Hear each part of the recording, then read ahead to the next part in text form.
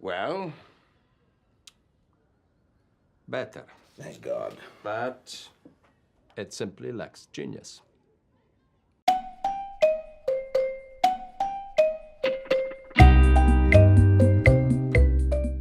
Avant de commencer à entrer dans le détail de la méthode et de voir concrètement comment on écrit un roman pas à pas, j'aimerais continuer mon introduction en vous parlant d'un point essentiel mais malheureusement sous-évalué, le point qui fera plus que tout le reste la qualité de votre roman au final. Je veux bien entendu parler de la relecture. Beaucoup trop d'auteurs pensent que le travail de l'auteur c'est d'écrire, que le plus dur c'est d'arriver à la fin du premier jet, qu'à partir de là le plus gros est fait et qu'il peut commencer à souffler. Rien n'est plus faux que ça. Écrire le premier jet, aussi laborieux et long que ça puisse être, c'est la partie fun de l'écriture. Le moment où l'on se soucie juste de suivre son imagination, de se laisser porter par ses personnages, de vivre le roman au fur et à mesure. Mais c'est après que le véritable travail de l'auteur commence, lorsqu'il faut régler tous les problèmes que l'on a bêtement ignorés pendant la rédaction du roman, lorsqu'il faut s'assurer que tout soit compréhensible, que les personnages soient tous intéressants, que l'on se rend compte que la moitié de ce qu'on a écrit est bonne à jeter à la poubelle. Bref, ce n'est qu'après la rédaction d'un premier jet que l'on commence vraiment à transformer son texte en roman. Et pour faire ça, vous aurez besoin de passer systématiquement par une étape absolument essentielle de l'écriture, la relecture. Alors, commençons par briser quelques mythes à propos de ce qu'est ou n'est pas la relecture lorsque l'on parle d'écrire un roman. La relecture, tout d'abord, n'est pas une relecture orthographique, grammaticale et syntaxique.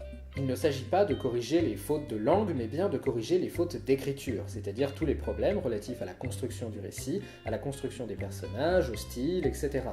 Les corrections de la langue viennent en tout dernier, bien après les nombreuses relectures. De la même manière, une bonne relecture ne consiste pas à dire « ça j'aime » et « ça j'aime pas ».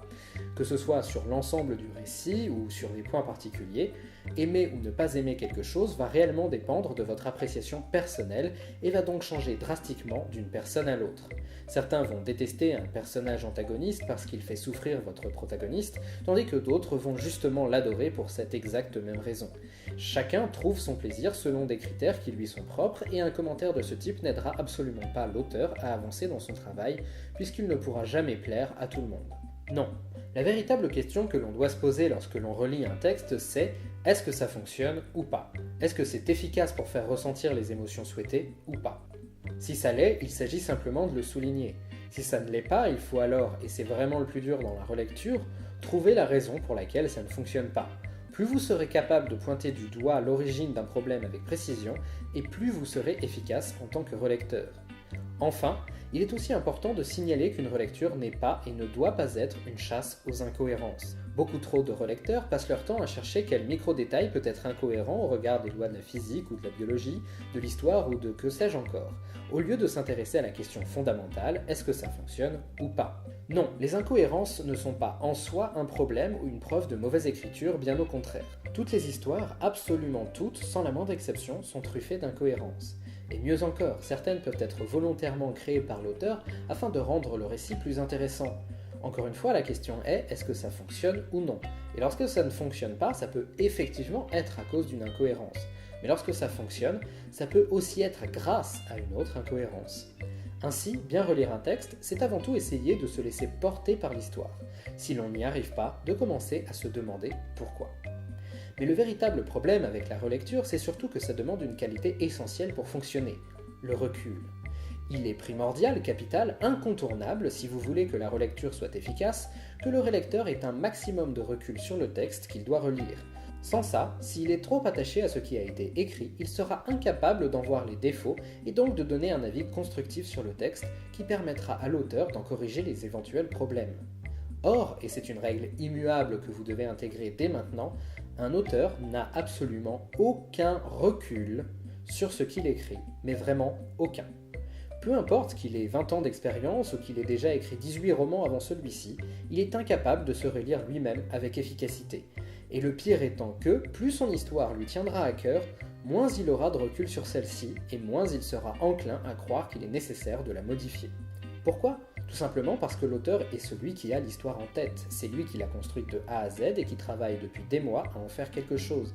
Il en connaît tous les rouages, tous les détails, tous les personnages. En bref, il a le nez dedans depuis tellement longtemps qu'il est incapable d'en voir les problèmes les plus fondamentaux. Car à force de chercher à imbriquer toutes les pièces du puzzle ensemble, il n'est plus capable de se demander si le puzzle a encore un sens ou non. Pire encore, il a une représentation mentale du roman telle qu'il l'a imaginé à la base et qui lui permet d'idéaliser ce qu'il a écrit. Et comme il ne peut pas dissocier sa lecture de cette image mentale, il n'est pas capable de voir que l'un et l'autre ne sont pas forcément semblables. Alors, bien sûr, avec le temps, n'importe quel auteur est capable de prendre le recul nécessaire sur son texte. Mais lorsque l'on parle d'une histoire qui a occupé votre esprit pendant des mois entiers, le temps nécessaire pour se laver le cerveau de tout ce que l'on a imaginé et avoir enfin un œil neuf sur ce que l'on a écrit est long, terriblement long. Pour que le recul soit suffisamment efficace, il faut facilement compter plusieurs années. Et donc, se relire soi-même n'est pas une méthode très efficace. C'est pour cette raison qu'il est absolument nécessaire de faire appel à des relecteurs extérieurs, à des gens qui ne connaissent pas votre texte à la base, qui n'ont pas de représentation mentale de celui-ci, et qui vont le découvrir au fur et à mesure de leur lecture, qui ont donc un énorme recul sur celui-ci, et vont pouvoir vous faire rapidement des retours efficaces et réellement constructifs. Bien sûr, beaucoup d'auteurs aiment l'idée d'avoir un relecteur attitré ou deux sur leur texte, le plus souvent parce qu'ils apprécient les retours que ces relecteurs leur font et parce qu'effectivement, plus le relecteur connaîtra le texte, plus il sera à même de proposer des solutions efficaces. On peut même aller plus loin, certains auteurs ne jurent pour tous leurs écrits que par certains relecteurs précis. Et, de fait, si ces relecteurs les connaissent bien, ils vont avoir des bons réflexes, savoir où sont les lacunes générales de l'auteur et ainsi pouvoir y faire davantage attention que d'autres. Personnellement, je tends plutôt à vous conseiller d'éviter ce genre de pratique, car plus un relecteur aura lu de versions d'une œuvre, plus il aura lui-même une représentation mentale de celle-ci, qui ne correspondra pas forcément à celle de l'auteur ou qui l'empêchera d'avoir du recul sur le texte. Quant au relecteur attitré à l'auteur en général, c'est aussi une grave erreur à mon sens. J'ai moi-même pratiqué ça pour certains types d'écrits et je me suis rendu compte qu'au bout d'un moment j'avais pris une très mauvaise habitude. Je n'écrivais plus que des textes calibrés pour plaire à ces relecteurs précis plutôt qu'au public en général. Et c'est un biais auquel vous n'échapperez pas, à mon avis, si vous ne diversifiez pas au maximum votre pool de relecteurs.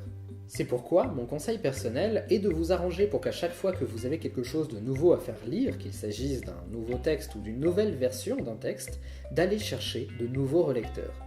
Il est toujours intéressant, bien sûr, de choisir un peu le profil de vos relecteurs en fonction de ce que vous écrivez. Par exemple, de choisir quelqu'un qui lit déjà beaucoup de romans de ce genre, ou au contraire, quelqu'un qui n'en lit jamais. De faire lire à une femme plutôt qu'à un homme, de faire lire à un homme plutôt qu'à une femme, de faire lire à quelqu'un qui a une autre culture que vous, ou qui a justement la même culture, etc. Mais quoi qu'il en soit, essayez au maximum de toujours choisir des personnes différentes pour effectuer ces relectures. Sauf que voilà, c'est bien beau de le dire, mais c'est une autre affaire que de le faire. Car malheureusement, le plus gros obstacle que vous rencontrerez en tant qu'auteur dans votre carrière sera de trouver les 10 relecteurs. Le problème n'est pas que vous ne trouverez pas de relecteurs, bien au contraire.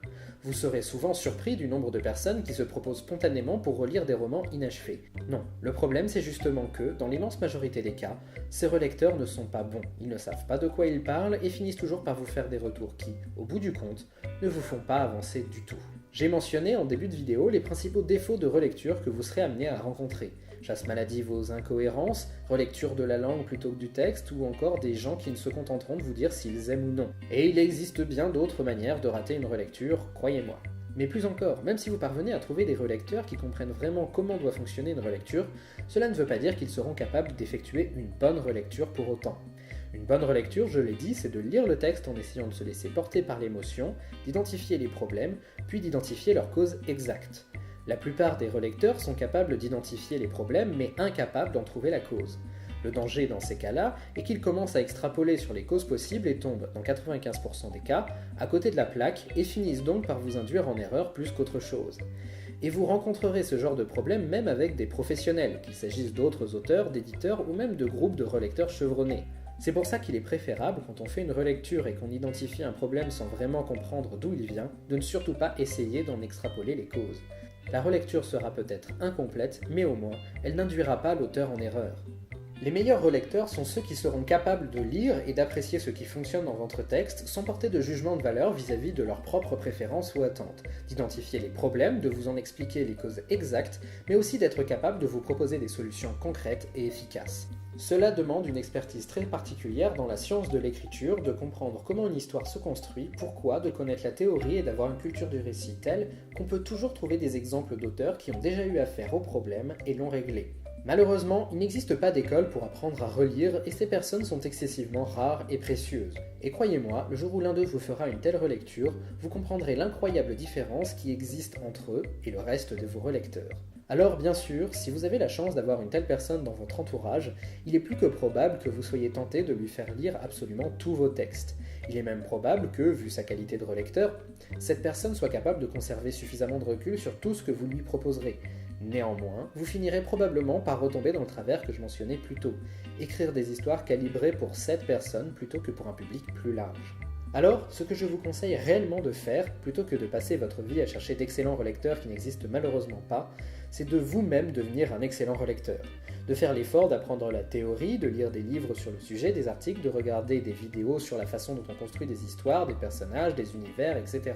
De consommer des histoires à outrance dans tous les genres possibles et de passer votre temps à analyser, à chercher ce qui fonctionne, pourquoi, comment, et de vous entraîner à repérer les causes des problèmes en comparant les écrits entre eux. Alors, non seulement vous serez probablement capable de compenser les défauts de vos relecteurs en trouvant vous-même les solutions aux problèmes qu'ils soulignent, mais aussi et surtout, si tous les auteurs font cet effort-là, vous n'aurez plus aucun problème à trouver d'excellents relecteurs par la suite.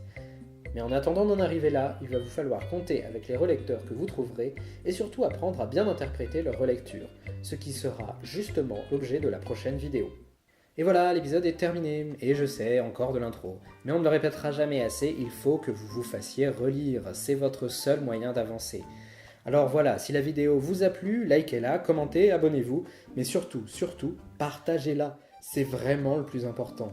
Comme d'habitude, vous trouverez le lien vers mon site dans la description, j'y parle notamment de techniques d'écriture, ce qui vous sera très utile. Sur ce, à la semaine prochaine, et n'oubliez pas d'écrire.